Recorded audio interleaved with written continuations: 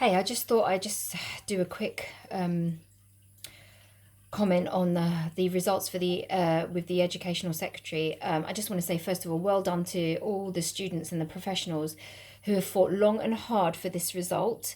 Because at the end of the day, I mean, look, it's a positive result, and I'm not taking away from that. But the result itself, the decision itself, has to be discussed. At the end of the day, um,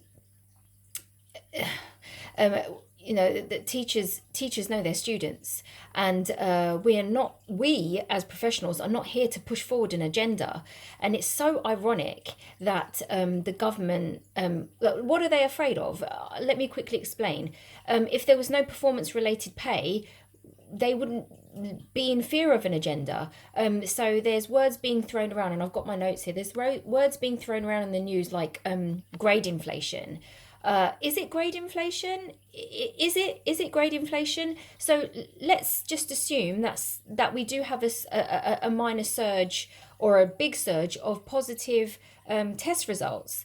Can we actually say that that's grade inflation, or I mean, give me a break, or is it actually fair representation? I mean, at the end of the day, do you know how many students study their backsides off, but then don't just don't do well in the test, in the exam? Do you know how frustrating that is? Do you know how much that damages self-esteem and their mental health moving forward into the adult world?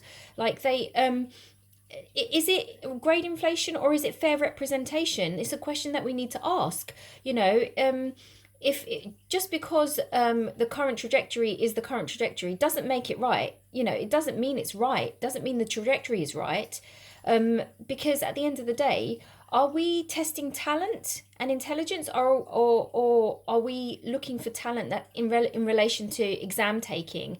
We need to look at other methods of qualifying children, and COVID has taught us that. Dissertations at university are based on deep research, independent research, independent survey taking, independent interviewing, memorization in combination with exams. Do exams need to be timed? Are we testing efficacy or measurable retention, processing, and intelligence? If an exam is an hour and a half or 2 hours long, and there's the pressure of trying to get all the answers put onto the paper, that naturally takes away from the answers themselves. But if you gave children the day and just said, look, here's the test, these are the questions that we believe will allow us to see if you've retained important information. Like, for example, in the sciences, you can't become a doctor unless you know certain things. Obviously, I'm not saying that that's not the case, but if a person is able to represent their answer without the pressure of time, wouldn't we have a clearer result in terms of seeing if that person truly understands what they're answering because a pressure's been taken off? Look, I'm not saying in life that time pressures are not a thing. Of course they're a thing. But at 16 years old and you're going for your biology A level, or you're going for your business A level, and you want to go into business, I want to know what's in your mind, because time pressures will innately become evident, and you'll be tested on that, and as you grow and you progress through the educational system, and more importantly through the working system.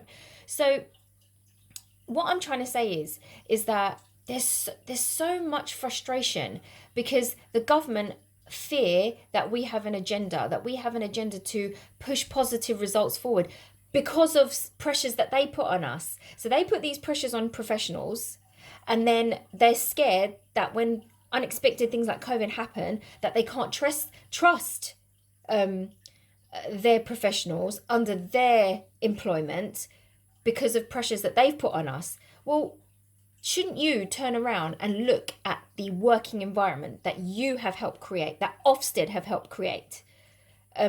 So this is not a problem about you, the government, not trusting teachers because of us. This is a problem about you not feeling that you can trust us because of the working environment that you have helped push forward.